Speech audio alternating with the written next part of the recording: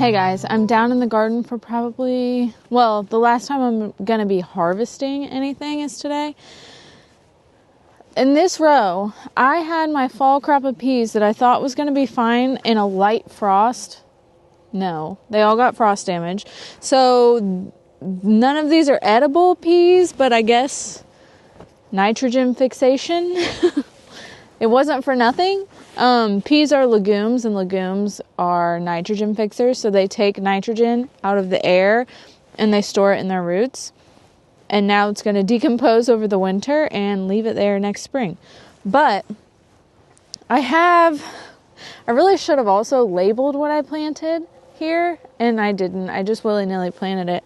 I know that this first one, I'm pretty sure, is a Japanese radish. Like a big, look at this beauty. I think it's a radish or turnip. These are more radish greens than turnip greens. But my goal with these was I was going to ferment some because it said it was really good in kimchi. And since I really failed on getting my fall cabbages started on time, they didn't go in. I have to have some kind of fermented veggie for over the winter, and I think that these will be great. They're really spicy. They might not be now because it's frosted a couple times, but when I tasted them before, they were mighty spicy. Also, I could have done this task yesterday. It was beautiful. It was like 60 degrees, 55 maybe. I chose to do it right now when it feels like 25. And snow is coming. So I have to get these out or they're going to get damaged by the snow. So if I want to eat them and turn them into any kind of delicious pickled item, I must pull them now. They're actually coming up really nice. These would be great if you were trying to open the soil because they have a thick root. But anywhoosie, I'm going to go down the line and pull all these out. And I have helpers.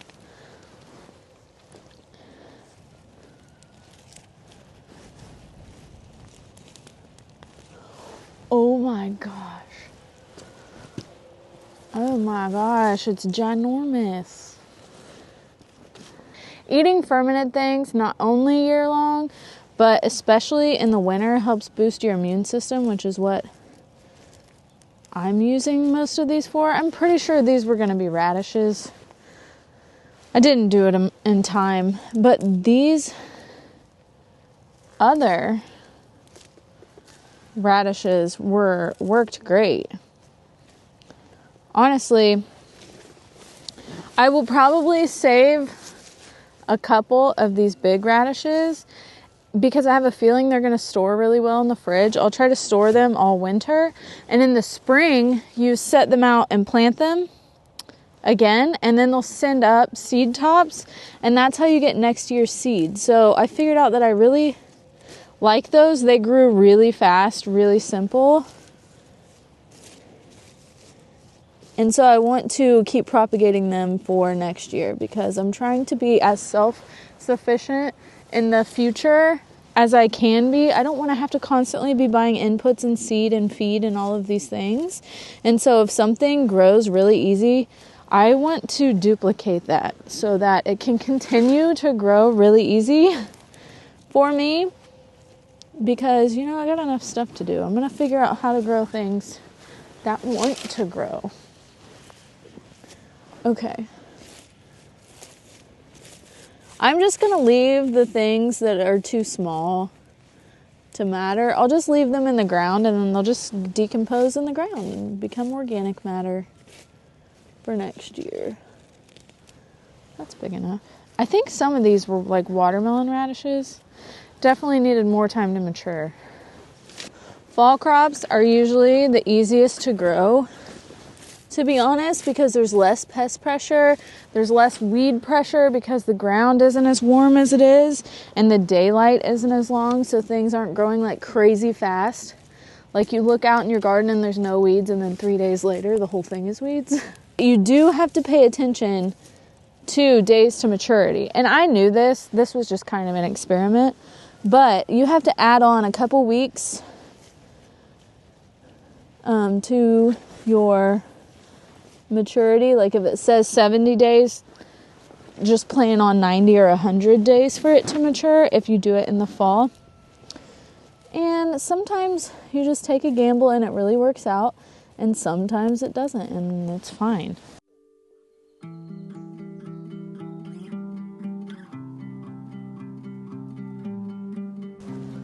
Look at this beautiful purple one.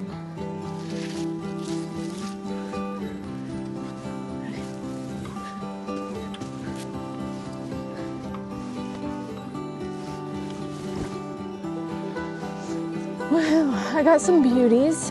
Now I have to go down to the raised bed garden in front and see if there's any turnips. I'm pretty sure I planted turnips and radishes, and it's snowing right now.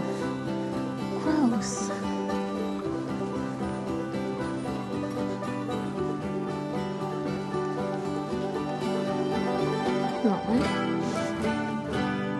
Run it.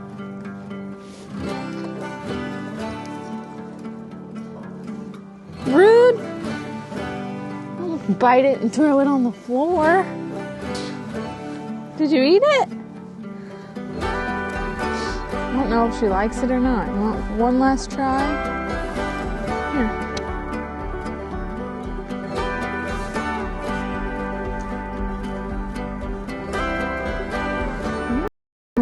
Miss Honey likes radishes. We have our chickens on the compost pile. These are our oldest layers, and they all left because my husband went that way and they followed him.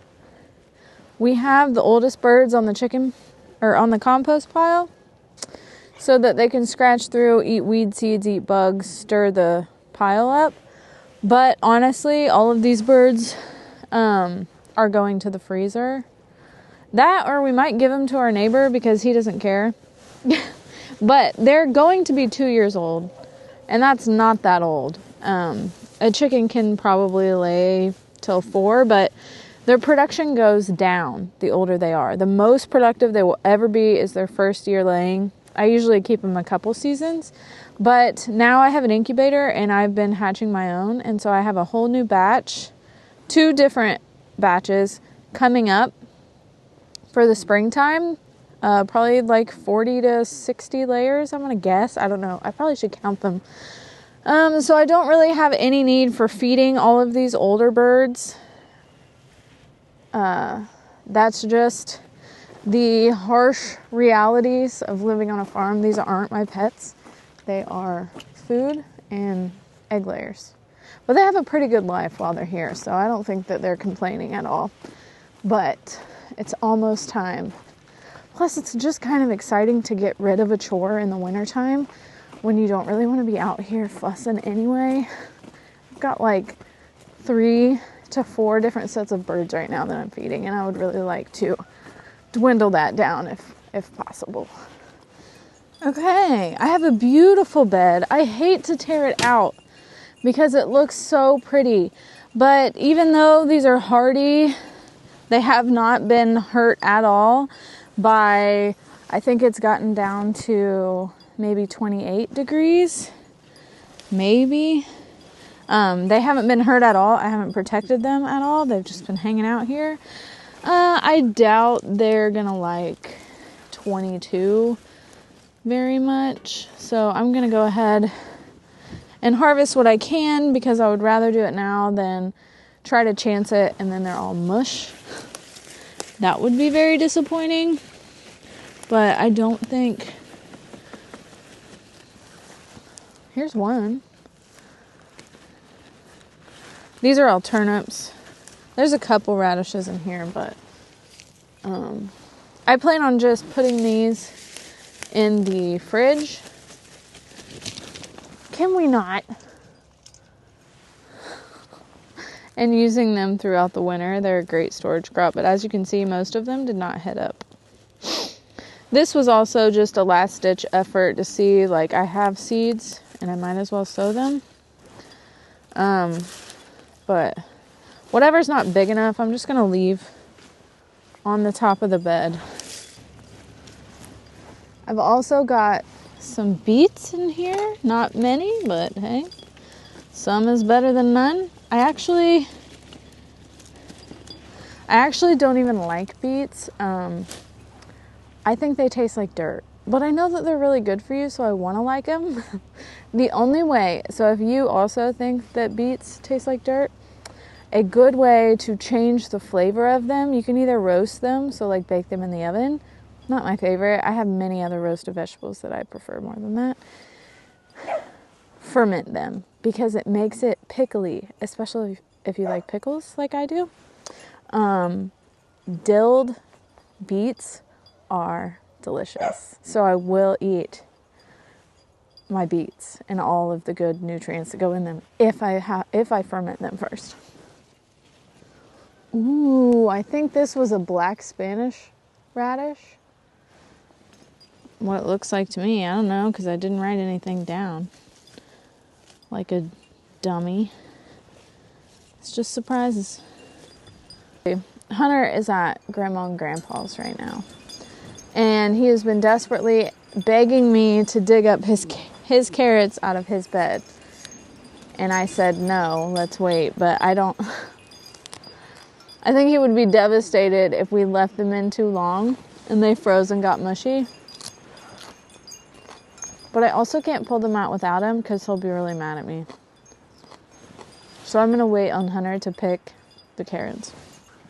Calendula flowers are really easy to grow. They're in the marigold family, I think. And they have healing qualities. But what I use them for is I will lay them out and dry them completely. I will lay out these flowers on a paper towel and dry them, or a screen if you had a lot of flowers. And then I will infuse them in whatever kind of oil, usually just olive oil. And then I can use them in all kinds of skincare. My favorite being Rosemary Gladstar. Sorry, you can't see me. My favorite lotion recipe is Rosemary Gladstar's. It's in one of her herbal books, like beginner herbal books. And I love that lotion recipe. Oh my gosh, I have cowpeas out here. Dry. Proceeds.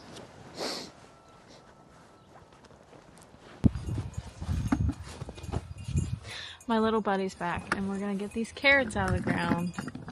Or else they'll freeze half to death and they're mine, so. I don't want my kids to die. Look at this one.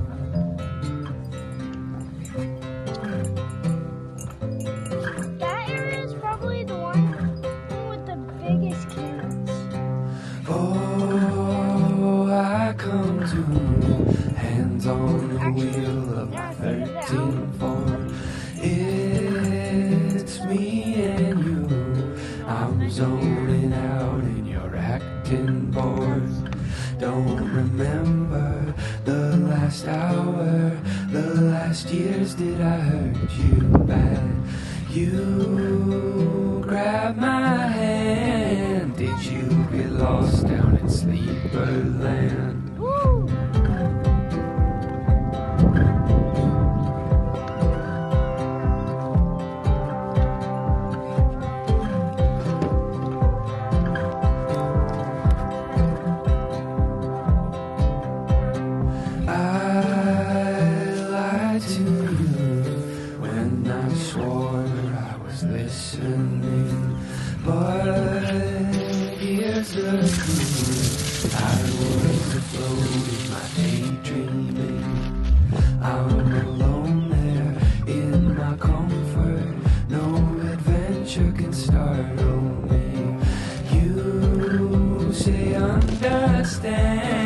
Dreams are the dreams down in Sleeperland.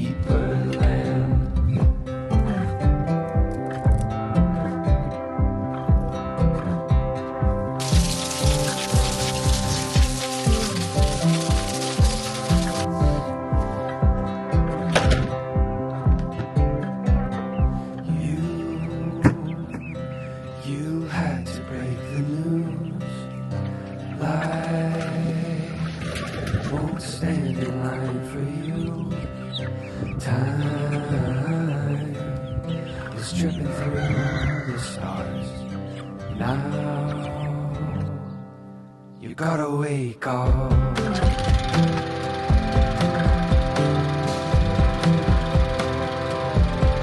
gotta wake up.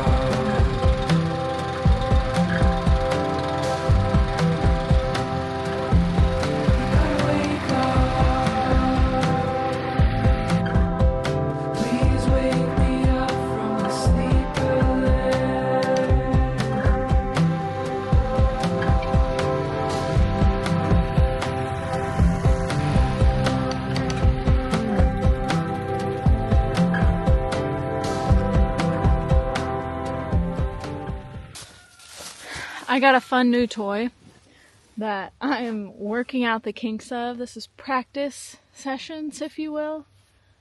I got a really good Facebook market deal is what this is, and I got the tiller with the depth roller that will help me prep beds or flip beds, and then the flail mower, which is something that I'm most excited about because it's like a lawnmower kind of, except it chops everything under it, so I can easily turn like this weeds, but hopefully in the future it'll be cover crops and things, into nice fine mulch for my beds. But right now I'm just working out the kinks as a lady with a piece of machinery that I know nothing about. So for the last few years, I've been having to do things pretty much by hand, and this is a game changer.